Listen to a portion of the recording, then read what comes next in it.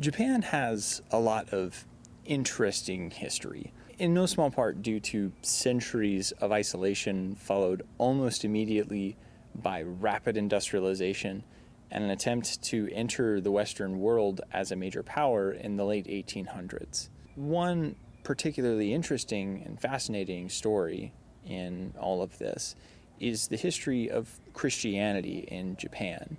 Now, this is a really complicated topic, and I can't talk about all of it in just 10 minutes, but I want to spend a little bit of time specifically talking about the era of hidden Christianity in Japan, which was from the early 1600s all the way up until the Meiji Restoration in the 1850s. Christianity arrived in Japan in 1549 with the arrival of the Portuguese missionary Francis Xavier. Francis Xavier was a Jesuit missionary who had been working throughout the Far East, and he landed in the city of Kagoshima on the island of Kyushu, that southernmost island of Japan, along with 2 other Jesuits and 3 Japanese converts. One of these converts, Yajiro, understood Portuguese to some extent, and he was really instrumental in helping Javier to begin translating from Portuguese to Japanese. Now, one of the major challenges with the translation was that many of the fundamental theological concepts in Christianity, the idea of a single creator God, or this idea of like sin and salvation and these other like fundamental cornerstones to the religion, didn't have an analog in the Japanese culture. In fact, at one point, the Jesuit missionaries were preaching and telling the Japanese to worship the Buddha because that was the closest analog that they had in a word to a single God.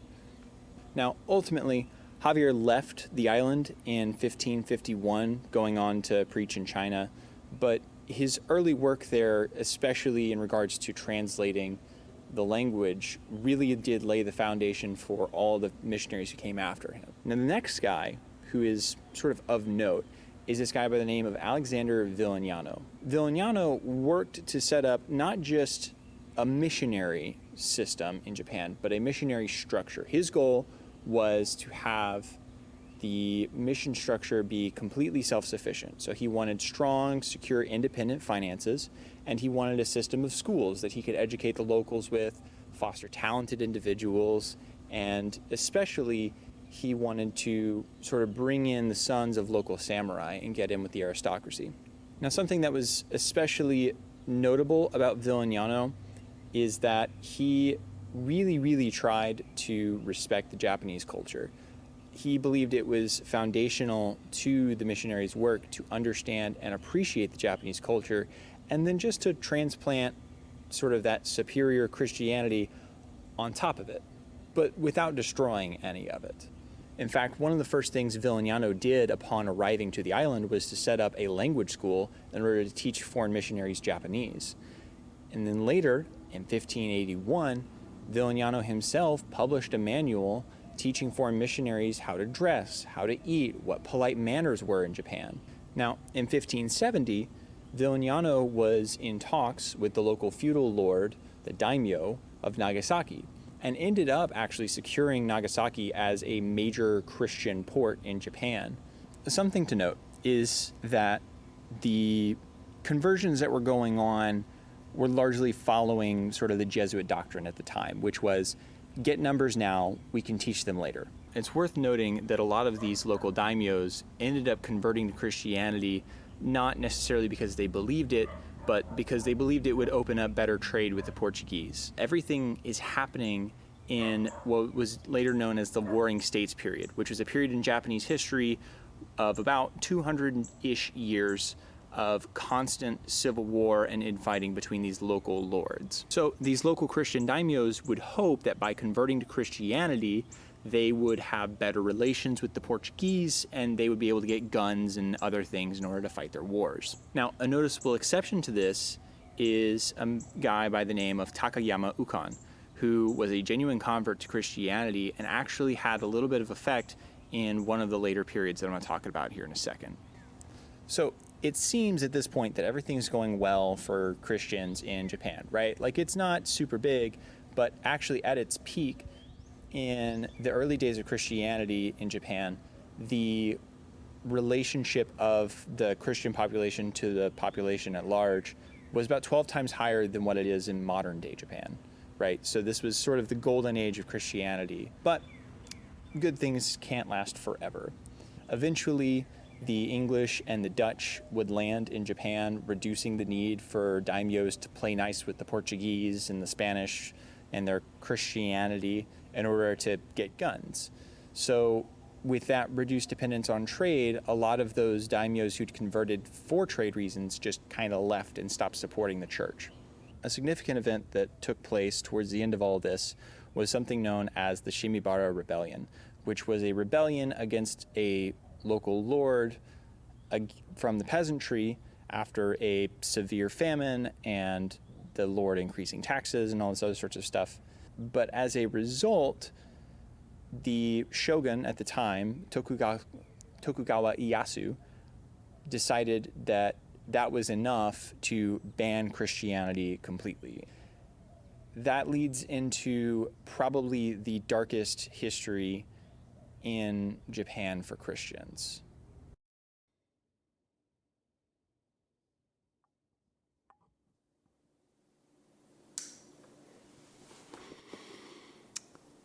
In 1612, Christianity was formally banned in Japan. What immediately followed was 2.5 centuries of oppression and persecution for Christians living in Japan. The Tokugawa shogunate really went the extra mile in trying to get rid of Christianity. Denouncers of Christianity were paid for doing so. Every year, every Japanese citizen had to write a renunciation of Christianity and swear before the Japanese and the Christian God not to ever convert again. Every year, each Japanese citizen would also be required to walk over images of Christ or Mary in an attempt to psychologically torture any hiding Christians. There was a system of a 5-family group that was put in place. The idea was that if a member of your group was found to be Christian by a member outside the group, then the entire group of 5 families would be persecuted and exiled. But if they self-reported a member of their own group, only that member would be punished. And punishment is not a light thing. There's your standard punishments. Beheading, crucifixion, burning at the stake. But there were some methods of torture that really do drive this to a whole new level of attempting to exterminate Christianity on the island as a whole. A little bit of a trigger warning for violence and gore. If you don't want to hear any of that, you can just skip ahead. One of the most brutal methods of torture was known simply as the pit. The victim would have a hole drilled in their temple to allow blood to flow out. They would then be tightly bound with ropes so that their intestines would not overturn inside them.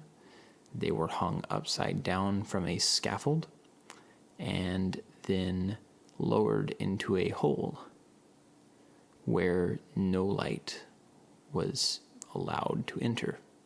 During this time, there are over 4,000 named martyrs, but some estimates of the unnamed martyrs go as high as 40,000.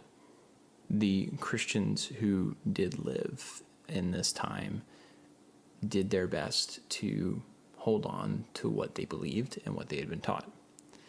These Kakure Kirishitans, hidden Christians, or cryptic Christians, would do everything in their power to hide their faith from outsiders.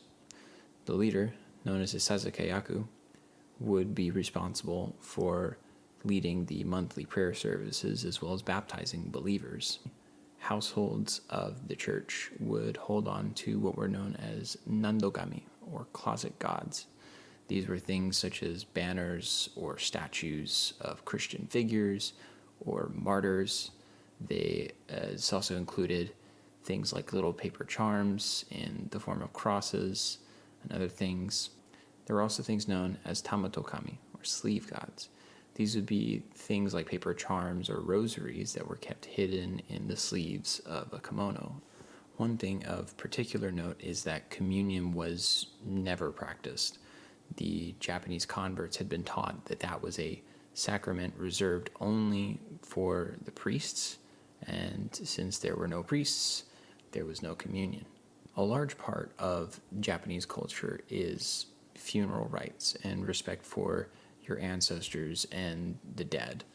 And so the funeral rites for these hidden Christians were a particular point where they could exercise their faith in secret. Since every Japanese person was required to have a Buddhist funeral led by a monk of the temple that they were required to be a member of, the congregation would gather about 40 minutes to an hour before the monk ever arrived to sing hymns and to pray over the deceased.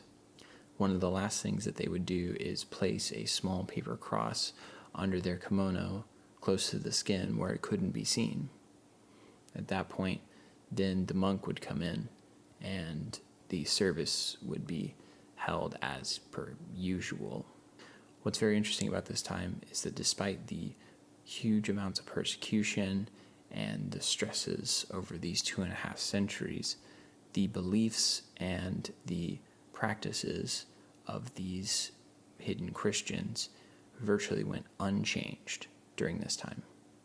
Even though the prayers that they said were an amalgamation of Portuguese and unintelligible Japanese, they were very adamant about remembering and keeping that tradition. When religious freedom was granted during the Meiji Restoration, some of these hidden Christians actually came out and rejoined the Roman Catholic Church.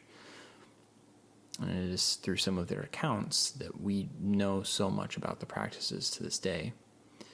However, there are still remnants of these hidden Christian communities throughout Japan that still practice these beliefs and keep them hidden to this day. What ultimately resulted of this hidden Christian faith was this mix between traditional Japanese Shinto religious beliefs, Buddhist teachings, secular Taoism, and Christian teachings and philosophy. So you could almost say that it wasn't quite a form of Christianity anymore at all. Now, unfortunately, this was never going to be an exhaustive video. I only had time for a brief overview of some of the key events, and there's a lot of details that I left out that I wanted to include. I hope you enjoyed the video and that you learned something. There's a lot of very interesting facets to this hidden Christianity that I wish I had a little bit more time to explore. I'm going to go ahead and post this publicly, so if you'd like to know more or if you'd like me to make a follow-up video, just let me know down in the comments below. Thank you.